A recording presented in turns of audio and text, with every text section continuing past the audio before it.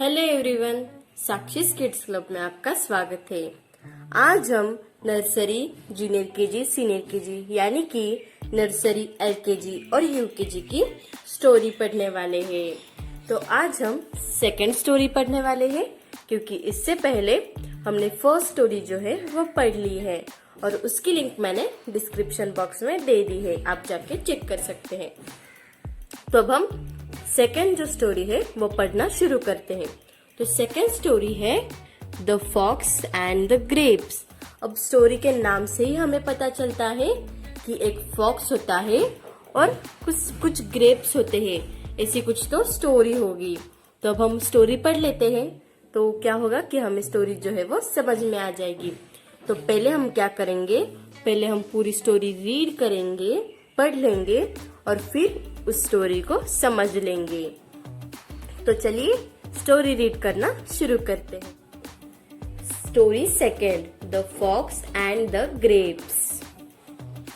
तो अब हमें स्टोरी के नेम से ही पता चलता है कि ये स्टोरी जो है एक फॉक्स और ग्रेप्स के बारे में है, यानी कि the fox and the grapes ऐसे जो है वो स्टोरी का नेम है। तो अब हम स्टोरी को पढ़ लेते हैं। A fox who was feeling hungry saw a bunch of grapes on a vine. He tried to get the grapes. He jumped and jumped but could not reach the bunch.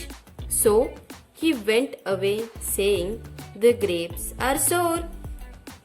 इस तरह से जो है हमने स्टोरी रीड कर ली है। अब हम इस स्टोरी को समझ लेते हैं। अ फॉक्स यानी कि एक फॉक्स होता है। फॉक्स मालूम है ना, वो एक एनिमल है। इस तरह का जो है एनिमल है वो फॉक्स है। अ फॉक्स यानी कि एक फॉक्स होता है। हु वॉज फीलिंग हंग्री यानी कि वो बहुत हंग्री था। अब हंग्री मतलब बहुत भूखा था, उसे खाना चाहिए था, उसे बहुत भूख लगी थी। तो उसे एक बंच ऑफ ग्रेप्स दिखा, यानी कि ग्रेप्स का कुछ बंच होता है ना, तो उसे बंच बोलते हैं। अब बंच यानी कि देखिए इस तरह के जो इकट्ठे हुए ग्रेप्स रहते हैं उसे बंच बोलते हैं। तो उसे एक बंच ऑफ ग्रेप्स दिखा, यानी कि ग्रेप्स का बंच दिख गया। ऑन अ वाइन यानी कि ग्रेप्स का जो पेड़ होता है ना उसे वाइन बोलते हैं। तो उसे ग्रेप्स के जो पेड़ है उसके ऊपर ग्रेप्स का कुछ बंच दिख गया। He tried to get the grapes यानी कि उसने क्या किया, वो ट्राई कर रहा था कि उसे ये जो ग्रेप्स है वो कैसे मिलेंगे। He jumped and jumped but could not reach the bunch। फिर उसने क्या किया, जंप किया, जंप करता रहा पर उसकी जो हाइट है वो ग्रेप्स तक नहीं पहुंच पाई। अब उसकी हाइट अगर छोटी होगी तो वो ग्रेप्स के बंच तक पहुंच पाएगा क्या? नहीं पहुंच पाएगा। और उसने बहुत ट्राई किया पर वो नहीं पहुंच पाया।